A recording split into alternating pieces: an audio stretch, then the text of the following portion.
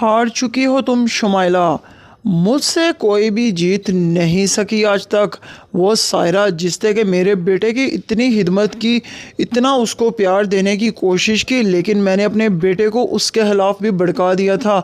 तो तुम किस खेत की मूली हो? तुम क्या समझती हो अपने आप को? तुम मेरे से इसी तरह बच निकलोगी और तुम आराम से हमारे घर में आके यैशी करोगी, जो चाहोगी तुम्हें मिलेगा। अरे तुम्हारी औकात तो मैं अच्छी तरह से जानती हूँ। किस ख़ानदान की हो तुम, कितनी घटिया औरत हो तुम। न जाने मेरा बेटा तुम्हारी मुट्ठी में कैसे आ चुका है, किस तरह से मेरे बेटे को अपने जाल में फंसा लिया है। फ़िलहाल तो मैं यही कहूँगी, तुम दोनों अपना सामान उठाओ और यहाँ से दफ़ा हो जाओ। और अब देखना रज़ा, तुम कितनी देर ये तुम्हारे साथ गुजारा करती है, एक दिन भी तुम्हारे साथ नहीं रह पाएगी और फ़ौरन से तुमसे तलाक लेने का मुआहदा कर देगी। तो जल्द ही ये तुम्हें छोड़ने वाली है।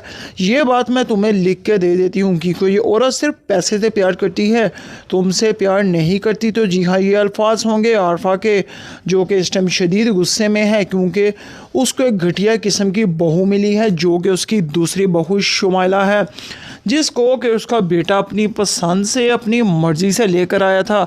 लेकिन अब वो खुद ही इस फैसले पर पछताने वाला है।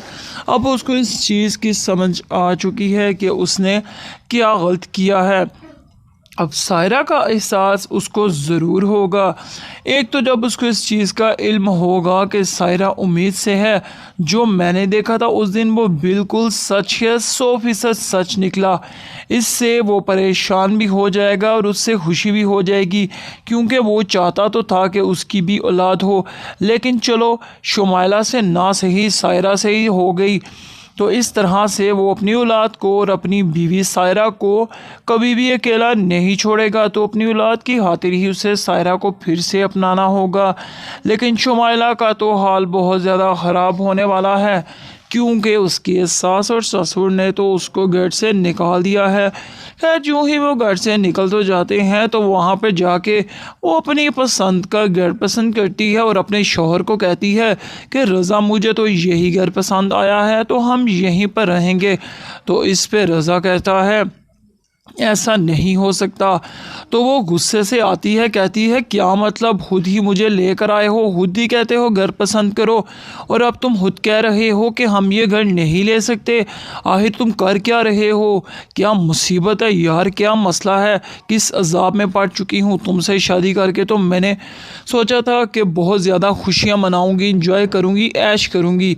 तुमने तो मुझे किस अजाब में फंसा दिया है। अब मुझे बताना पसंद करोगे कि क्या मसला हुआ है तुम्हें, क्यों नहीं तुम ये घर ले रहे? इस पर वो कहता है, रज़ा कहता है कि मेरे पास कुछ भी पैसा नहीं है, कोई भी चीज़ नहीं है। अब्बा ने हमारे साथ बहुत ज़्यादती की है, तो इस तरह से सब कुछ छीन चुका है हमसे। तो अब हम सही मायने में सड़क पर आ चुके हैं। अब इस बात को तुम मान लो। अब हम भीख मांगेंगे, इसके अलावा हमारे पास कोई हल नहीं है। अब भीख मांग कर ही गुजारा करना पड़ेगा तुम्हें भी और मुझे भी, क्योंकि हम बिल्कुल कंगाल हो चुके हैं। मैं बहुत परेशान हूँ। यकीन नहीं आ रहा मेरे अब्बू मेरे साथ इस तरह की ज़्यादती कैसे कर सकते हैं।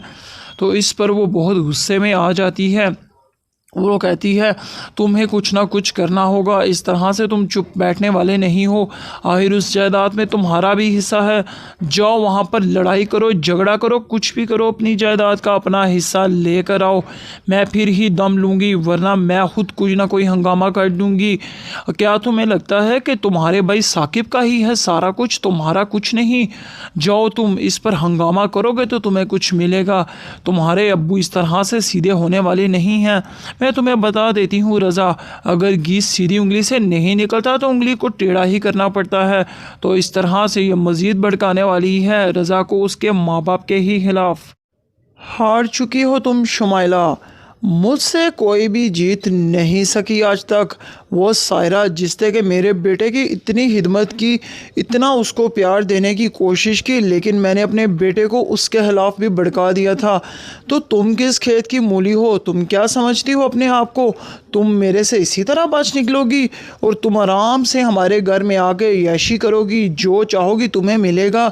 अरे तुम्हारी औकात तो मैं अच्छी तरह से जानती हूँ। किस ख़ानदान की हो तुम, कितनी घटिया औरत हो तुम। न जाने मेरा बेटा तुम्हारी मुट्ठी में कैसे आ चुका है, کس طرح سے میرے بیٹے کو اپنے جال میں پھنسا لیا ہے۔ فی الحال تو میں یہی کہوں گی تم دونوں اپنا سامان اٹھاؤ اور یہاں سے دفع ہو جاؤ، اور اب دیکھنا رضا تم کتنی دیر یہ تمہارے ساتھ گزارا کرتی ہے، ایک دن بھی تمہارے ساتھ نہیں رہ پائے گی اور فوراً سے تم سے طلاق لینے کا معاہدہ کر دے گی، تو جلد ہی یہ تمہیں چھوڑنے والی ہے۔ یہ بات میں تمہیں لکھ کے دے دیتی ہوں، کیونکہ یہ عورت صرف پیسے سے پیار کرتی ہے، تم سے پیار نہیں کرتی۔ تو جی ہاں، یہ الفاظ ہوں گے عارفہ کے، جو کہ اس ٹائم شدید غصے میں ہے، کیونکہ اس کو ایک گھٹیا قسم کی بہو ملی ہے، جو کہ اس کی دوسری بہو شمائلہ ہے، جس کو کہ اس کا بیٹا اپنی پسند سے اپنی مرضی سے لے کر آیا تھا، لیکن اب وہ خود ہی اس فیصلے پر پچھتانے والا ہے۔ اب اس کو اس چیز کی سمجھ آ چکی ہے کہ اس نے کیا غلط کیا ہے۔ اب سائرہ کا احساس اس کو ضرور ہوگا، ایک تو جب اس کو اس چیز کا علم ہوگا کہ سائرہ امید سے ہے، جو میں نے دیکھا تھا اس دن وہ بالکل سچ ہے، 100% سچ نکلا، اس سے وہ پریشان بھی ہو جائے گا اور اس سے خوشی بھی ہو جائے گی، کیونکہ وہ چاہتا تو تھا کہ اس کی بھی اولاد ہو، لیکن چلو شمائلہ سے نہ صحیح سائرہ سے ہی ہو گئی، تو اس طرح سے وہ اپنی اولاد کو اور اپنی بیوی سائرہ کو کبھی بھی اکیلا نہیں چھوڑے گا، تو اپنی اولاد کی خاطر ہی اسے سائرہ کو پھر سے اپنانا ہوگا۔ لیکن شمائلہ کا تو حال بہت زیادہ خراب ہونے والا ہے، کیونکہ اس کی ساس اور سسر نے تو اس کو گھر سے نکال دیا ہے۔ خیر جو ہی وہ گھر سے نکل تو جاتے ہیں، تو وہاں پہ جا کے وہ اپنی پسند کا گھر پسند کرتی ہے اور اپنے شوہر کو کہتی ہے کہ رضا مجھے تو یہی گھر پسند آیا ہے، تو ہم یہیں پر رہیں گے۔ تو اس پہ رضا کہتا ہے ایسا نہیں ہو سکتا، تو وہ غصے سے آتی ہے، کہتی ہے کیا مطلب، خود ہی مجھے لے کر آئے ہو، خود ہی کہتے ہو گھر پسند کرو، اور اب تم خود کہہ رہے ہو کہ ہم یہ گھر نہیں لے سکتے، آخر تم کر کیا رہے ہو، کیا مصیبت ہے یار، کیا مسئلہ ہے، کس عذاب میں پڑ چکی ہوں، تم سے شادی کر کے تو میں نے سوچا تھا کہ بہت زیادہ خوشیاں مناؤں گی، انجوائے کروں گی، عیش کروں گی، تم نے تو مجھے کس عذاب میں پھنسا دیا ہے۔ اب مجھے بتانا پسند کرو گے کہ کیا مسئلہ ہوا ہے تمہیں، کیوں نہیں تم یہ گھر لے رہے؟ اس پر وہ کہتا ہے، رضا کہتا ہے کہ میرے پاس کچھ بھی پیسہ نہیں ہے، کوئی بھی چیز نہیں ہے، ابا نے ہمارے ساتھ بہت زیادتی کی ہے، تو اس طرح سے سب کچھ چھین چکا ہے ہم سے، تو اب ہم صحیح معنی میں سڑک پر آ چکے ہیں، اب اس بات کو تم مان لو، اب ہم بھیک مانگیں گے، اس کے علاوہ ہمارے پاس کوئی حل نہیں ہے، اب بھیک مانگ کر ہی گزارا کرنا پڑے گا تمہیں بھی اور مجھے بھی، کیونکہ ہم بالکل کنگال ہو چکے ہیں، میں بہت پریشان ہوں، یقین نہیں آ رہا میرے ابو میرے ساتھ اس طرح کی زیادتی کیسے کر سکتے ہیں۔ تو اس پر وہ بہت غصے میں آ جاتی ہے، وہ کہتی ہے تمہیں کچھ نہ کچھ کرنا ہوگا، اس طرح سے تم چپ بیٹھنے والے نہیں ہو، آخر اس جائیداد میں تمہارا بھی حصہ ہے، جاؤ وہاں پر لڑائی کرو، جھگڑا کرو، کچھ بھی کرو، اپنی جائیداد کا اپنا حصہ لے کر آؤ، میں پھر ہی دم لوں گی، ورنہ میں خود کچھ نہ کوئی ہنگامہ کر دوں گی۔ کیا تمہیں لگتا ہے کہ تمہارے بھائی ثاقب کا ہی ہے سارا کچھ، تمہارا کچھ نہیں؟ جاؤ تم اس پر ہنگامہ کرو گے تو تمہیں کچھ ملے گا، تمہارے ابو اس طرح سے سیدھے ہونے والے نہیں ہیں۔ میں تمہیں بتا دیتی ہوں رضا، اگر گیس سیدھی انگلی سے نہیں نکلتا تو انگلی کو ٹیڑھا ہی کرنا پڑتا ہے، تو اس طرح سے یہ مزید بھڑکانے والی ہے رضا کو اس کے ماں باپ کے ہی خلاف۔